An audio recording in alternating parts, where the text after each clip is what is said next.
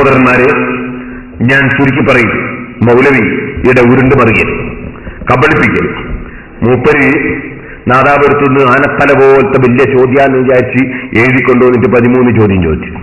ഓരോ ചോദ്യത്തിന് ഞാൻ വ്യക്തമായ മറുപടി പറഞ്ഞപ്പോ മൗലവി ഇപ്പം ചോദ്യം മാറ്റിയാൽ ഞാൻ ചോദിച്ചു അങ്ങനല്ല ഇങ്ങനെയാണെന്ന് ഇപ്പം പറയും. നിങ്ങൾക്കൊരു ഒന്ന് ഞാൻ കേൾപ്പിക്കാം. മൂപ്പര് ചോദിച്ച്, മദീനത്ത് ജാറത്തിങ്കല് വിളക്ക് കത്തിക്കലുണ്ടോ? സിറാജിലുള്ള കുട്ടികൾ പോലാന്ന് ചോദിച്ചു. മൂപ്പരെ ചോദ്യം ആദ്യം കേട്ടോളി, ഞാൻ പറഞ്ഞ മറുപടിയും കേൾപ്പിച്ചു തരാം. ഒന്ന് വെച്ചോട്ടാ മോനെ. അവിടെ വിളക്ക് കത്തിക്കാൻ ആരെയാ പറഞ്ഞേക്കല്?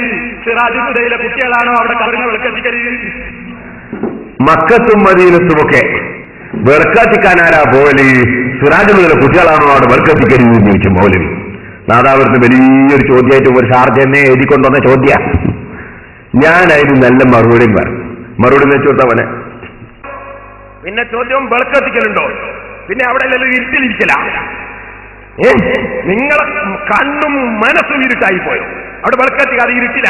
നോക്കൂ, അള്ളാഹുവിന്റെ റസൂലിന്റെ ഖബറാണ്, പച്ചപ്പട്ട വിരിച്ച ഖബർ. ഞാൻ മെഞ്ഞാന്ന് വായിച്ചില്ലേ അറേബ്യയിൽ നിന്ന് ഇറങ്ങുന്ന പത്രം? അവിടെ അതാ ഖബർ, അവിടെ അതാ നോക്കൂ, നന്നായിട്ട് മെഴുകുതിരി പോലെ വെച്ചിരിക്കുന്നതാ, നോക്കോ. ഇനി ഞാൻ നിങ്ങളോട് പറയട്ടെ സഹോദരന്മാരെ, പിന്നെ ചോദിച്ചത് എന്താണ്? എണ്ണത്തിരി ഞാൻ കാണിച്ചു തന്നല്ലോ മൗലവി, എന്നാ നിങ്ങൾക്ക് കേൾക്കണോ? അന്ന് ആദ്യകാലത്ത് ബൾബില്ല, ട്യൂബില്ല, അന്ന് വിളക്കാണ് വെക്കല്. ആ വിളക്ക് നിങ്ങൾക്ക് കാണണോ? നേരത്തെ പൊന്നിന്റെ വിളക്കായിരുന്നു റൗളാ ശരീഫിൽ കത്തിക്കല്. നിലത്ത് വെക്കുന്ന വിളക്ക് റൗളാ ശരീഫിൽ വെച്ചിരുന്നു.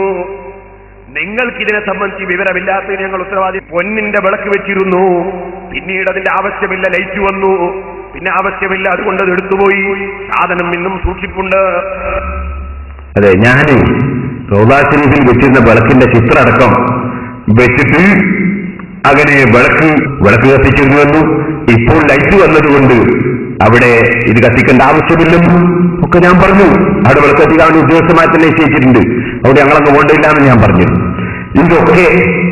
ഇതൊക്കെ ഞാൻ പറഞ്ഞപ്പോ മൗലവിക്ക് മറുപടി ഇല്ല. അപ്പൊ മൗലവി ഇപ്പൊ എന്താ പറഞ്ഞറിയോ?